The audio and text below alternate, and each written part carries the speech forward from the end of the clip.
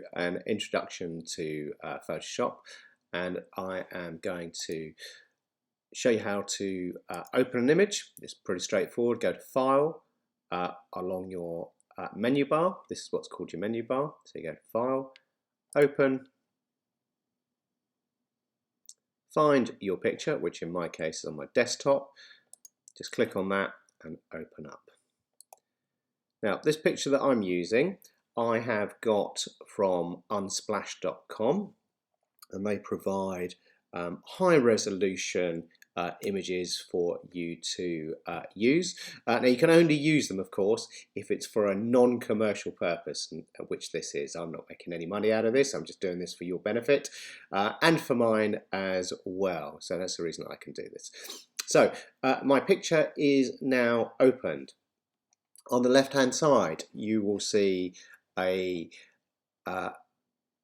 choice of tools, and because these are tools, this is called the Toolbox or the toolbar menu, whichever preference it is that you want to use. And you can see that there's a little arrow here. If I click onto that, that makes those go into a single column. And that's what we are going to use for the moment. And you can see on some of them that it has a little arrow in the corner. So I'm just going to click and hold that arrow. And what that tells me is that whenever you see an arrow on a tool, and if you click and hold, it reveals other tools of a very similar nature, which are hidden away. So that's how you get to access those. And the other thing with the toolbox is that the tools are grouped essentially in kind, in the type that you're using them for. So let me just show you this. So these are what we call selection tools, all right, because you can make selections with them. This one here, all right, the rectangular marquee tool. And as I click on that, you can see there's all sorts of things there. So these are also selection tools. And the type of tools, if they're similar, they tend to be grouped together. Now, we are going to make a selection, and I prefer to use the quick selection tool. So I'm going to got my little arrow there, so I know that there's more tools available, but I've already pre-selected the quick selection tool, so I am going to use that one. And you may have noticed that as I click onto the various tools, that this bar up here changes, and this is called an options bar, and it relates to the options that you have available for the tool that you are using at that time. So we're going to go back to the quick selection tool. So I'm going to click on that. And here, if I go along here, it'll ask me, do I want to make a new selection? Well, yes, I am going to make a new selection. But I'm going to use add to selection. That's my preferred way of working when using the quick selection tool. And I'm going to show you why that is. So I've worked out which tool I want to use, and the next thing I need to do is I need to see my layers, because in Photoshop we work on layers. So I go up to the menu bar, this one here, and what I'm looking for is a window that will appear here, and it will show me what my layers look like. So I go to Window, click down here, and there it is, Layers. And the first thing that you get, typically when you open a normal document that you haven't worked on, you will just get a background copy which is locked. All right, so I'm going to make a duplicate copy of that. So I'm going to click, right click, duplicate layer. That's what I'm looking for. Click OK. So that's now given me 2 copies of that, or given me 1 copy. There is my original, and there is a copy of it. And it is often a good idea to make a background copy so you are not working on your original. Now, there are pros and cons to doing this. and we will discuss those at a later stage. But what is important to know is that the background copy is the one that has the pixels in it. So I've made a copy of that, so this will have all of the pixels in it, and it just means that you can do, you've got other features that you can use that you wouldn't be able to if you weren't on a background copy. So I'm just going to go ahead and select the model, because what I want to do is I want to make, and I'm just going to go back to the move tool, and just so it gives me an arrow. So I want to make these skin tones a little bit darker. I also might warm them up a little bit, but I really like the clean, crisp white background, so I don't want to affect that. I want to keep that white and neutral. So over to my toolbar. As we know, quick selection is, all I've got to do is click on it. I've got add to selection. That's already been chosen, so I'm just going to click, all right, and drag. All right, so I've only selected this part because what I want to do is show you the reason that I use this one, because it's add to selection. So I now want to add the rest of the picture. And you can see that that's added to the selection. It knows that I want to add more to it, and as I click, it selects it selects similar pixels, which in this case are white. Now, what I have done here is I've selected the background and not the model, and the reason for that is that I thought it was easier to select the background and to do this. All right, so I go back to my menu bar. So this is quite intuitive.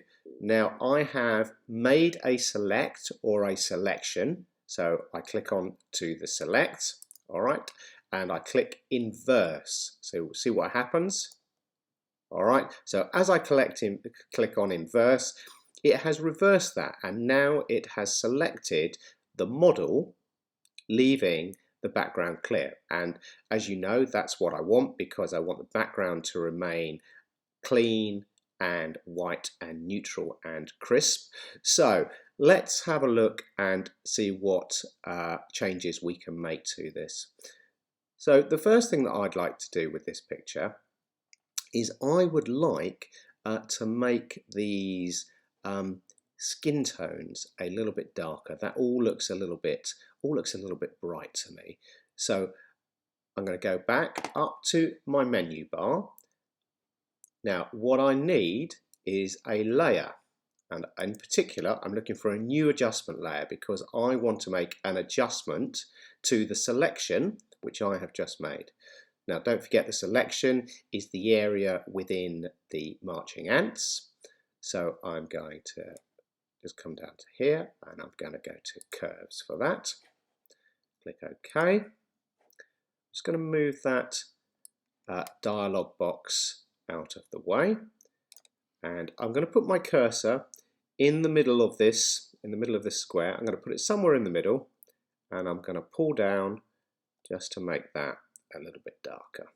And you should be able to see that that is now getting darker and darker. All right, so and the way that I work is that I typically make things darker or lighter than I think that I'm going to need. And the reason I do that is for this reason. So I've got my curves. I know that I've got this, that this has been selected. You can see that this is cut out.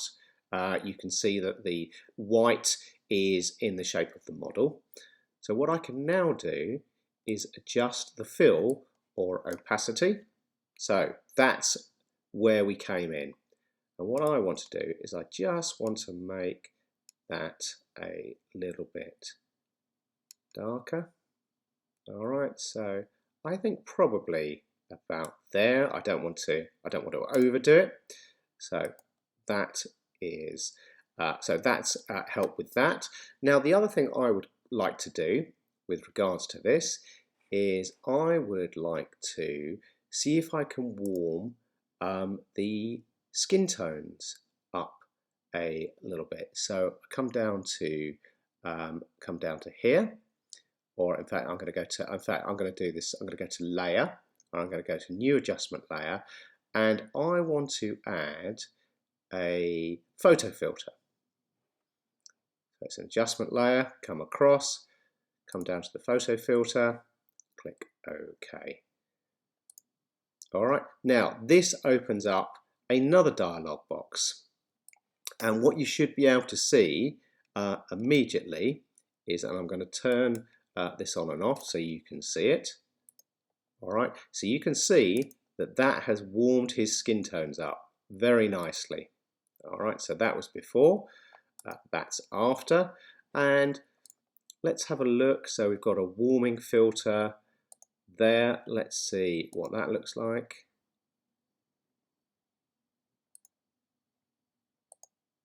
Okay, so you can just go through these. You've got loads of options. All right, we're going to go for a cooling one. That might be to your taste. It might not. So I'm going to go back to the 85, and what you can see is, and that works pretty well for me. So let's see what the density does, and it's pretty clear that it either reduces the effect of the filter or increases it. So I'm just going to try and get it to about there. That looks pretty good to me. All right, so I'm going to just get rid of that. All right, so let's just remove that one. So let's see what we've done. Okay, and there shouldn't be any changes on this one. All right, because we're working on adjustment layers, and these are non-destructive. So the next thing I want to do now is I want to make this a bit softer. I want to apply some shallow depth of field. I think portraits often work better with shallow depth of field. So what I'm going to do is, first thing I'm going to do is I'm going to add a layer mask. And a layer mask is this one here. Just click on that. All right. And as you can see, as I've clicked on it, the white lines have moved round it. So that means that this is the one that is active. All right. So I'm going to go on to here because I want to apply a filter. So I'm going to go to filter along my menu bar, go to blur, and I'm going to go to Gaussian blur. All right, now you can see all of a sudden that this chap is now out of focus, and I'm just going to move that around. All right, otherwise we're just looking at white. And what I'm looking for here is really just to see how out of focus the ears are going to go. And I think that looks, I don't think I need a lot of this, so I'm going to stick with 2.5. That looks pretty good to me. All right, so you might well be thinking to yourself, right, your picture is now out of focus, which of course it is. So with a layer mask, white reveals, black conceals. So white reveals what we have just done. So I'm going to go to Control I.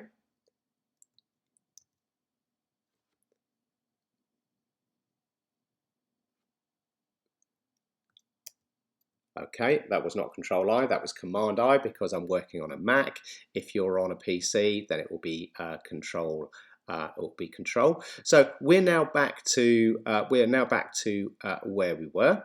So we know that black conceals and we know that white reveals. So what I'm now going to do is I'm going to paint white onto my layer mask just to soften down the bits that I think need softening. So black is selected here. Now we know that this layer mask is active because it's got the white line around it, so I want to paint white onto that. And how I do that is here. These are my foreground colours and background colours. Now it's currently selected black. Black is the one that's selected. Now there's little point painting black onto black because it's not going to make any difference. So if I just press that arrow there, all right, that's now going to give me white to paint onto my layer mask. But I am still on my quick selection tool, which I do not want. I want to change this. So we're going to use a shortcut, and because I use the brush a lot, I use the shortcut for it. And very helpfully, the guys at Photoshop have named the shortcut for the brush B, which is very helpful. So as I press B, you should see that that has now moved down to the brush. And what it now allows me to do is I'm just going to make my brush a little bit bigger. And you can see here that I've got my brush selected. My options have now changed. So I can change the opacity, all right, how much is coming through, and the flow, how quickly it's coming through. But I'm going to leave both of those at 100%, and I'm going to show you why I do that in a minute. So I should now be able just to paint white onto this layer mask. So let's have a look. Oh yes, we can see that that's making quite a lot of difference. All right, so I'm just going to come around to here. All right, and really what I want to do is I want to keep the eyes sharp. All right, I want to keep most of the nose sharp, and the rest of it I just want to make a little bit softer.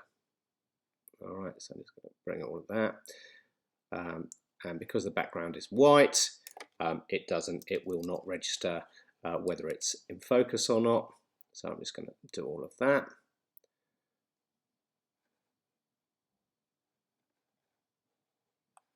Okay, so we're there. Just going to pull out a little bit, see what's going on. Okay, so that's looking better already, but of course I have not done the other ear. Now I've zoomed in a lot because I need to make my brush smaller and I need to get a little bit closer to the image. So as I press the space bar, you will see that it turns. You can see that I've got a little hand now, and what that means is that I can, so long as I keep the space bar pressed down and see the hand sign, I can move around on my picture. All right, so that brush is way too big now, so I'm just going to reduce that, and you can see that I've missed it a little bit there. All right, bring its ears in a little bit. Okay, let's just move that up a little bit, and we're a bit softer here, so we need to do this on this side. All right, okay, so that's starting to look a little bit more like it for me. All right, so I'm just going to bring that down a little bit, just lose a little bit in the cheeks there, lose some of those. All right, now hopefully the more you look at this, you will see that does not look very natural. And the reason it doesn't look very natural is because it's so blurred. And it is something that you might be able to get. It is an effect that you would be able to create in camera with selective use of depth of field. But what I'm going to do is I'm going to reduce all of that. So that's where we came in. All right, so that's without any softening of the back of the head and the face. So I'm just going to slide that in. All right, and I'm just going to keep going, keep going, keep going, keep going till I think that is about right. And you can see now that the ears are softer. It's still a little bit sharp around here, which is fine. So I'm just going to bring that in a little bit.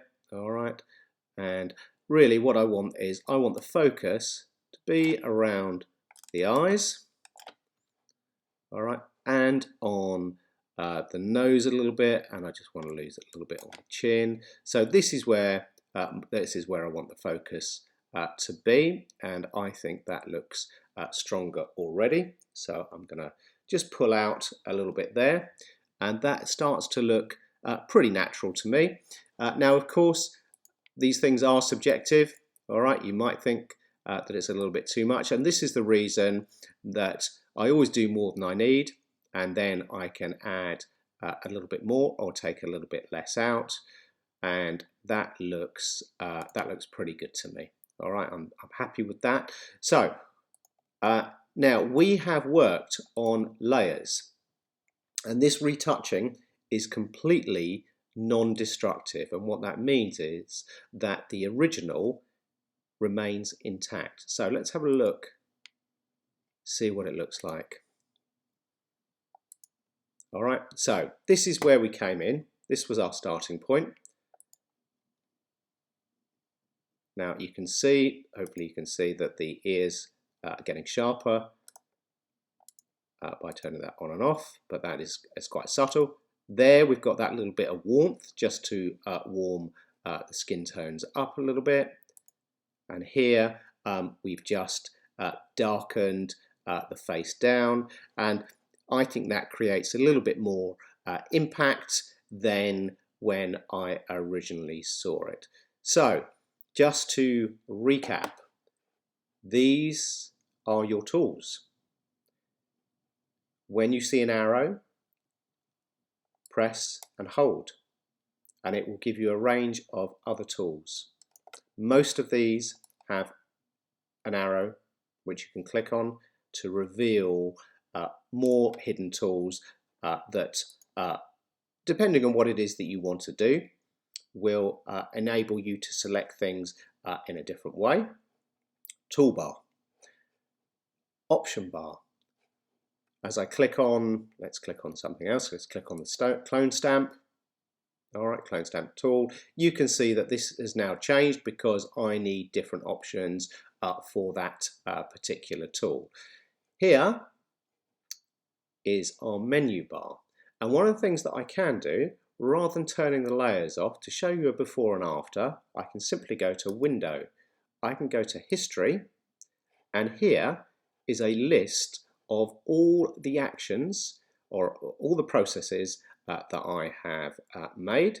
So really what I want to do is to go back here and to show you before and after. So that's the finished one. That's where we came in. And I'm just going to show you the final. Go to here. As you will appreciate, the changes that I have made to this picture are quite subtle. There's nothing particularly exaggerated about it. It just looks a little bit more polished, and it just looks better to the eye. And there are, of course, other things that we could do to this picture, other things that I feel that would help to improve it. So things like here, right, so let's click off that. All right, so I'm going to go to background. All right, and I'm going to go and use the move tool, and I'm not going to move anything. The reason I like to use the move tool is because it gives me an arrow and it's much easier for pointing with. I'm going to make this a little bit bigger. Now you remember the shortcut for that, Command plus. All right, so I'm just going to make it a little bit bigger. And here, as I move this around, you can see that it's quite bright here. All right, and it's a little bit bright here. So if I was going to retouch this further, I would leave that, and the reason that I would leave that is because that looks fairly natural to me. And the same here, a little bit of highlight on the nose is absolutely fine, but that I don't really like, and I would probably, if I was going to retouch this a little bit further, I would just reduce that down a little bit. I'd just add a little bit of colour in there, and essentially what's happened is that it looks as if the skin is just a little bit shiny there, and I would just want to knock that back a little bit. But with these retouching skills that we are learning, the key is to be quite subtle with them. You don't want to overdo it, and you can see that from here. You can see where I've just softened down the hair a little bit, and arguably as I look at this, I think that maybe you know, that could have been reduced a little bit, and I could continue still to make some refinements to that. So thank you very much for listening. and I trust that you will now apply the skills and the knowledge that you have acquired from this tutorial to your next portraits. Thank you very much for your time.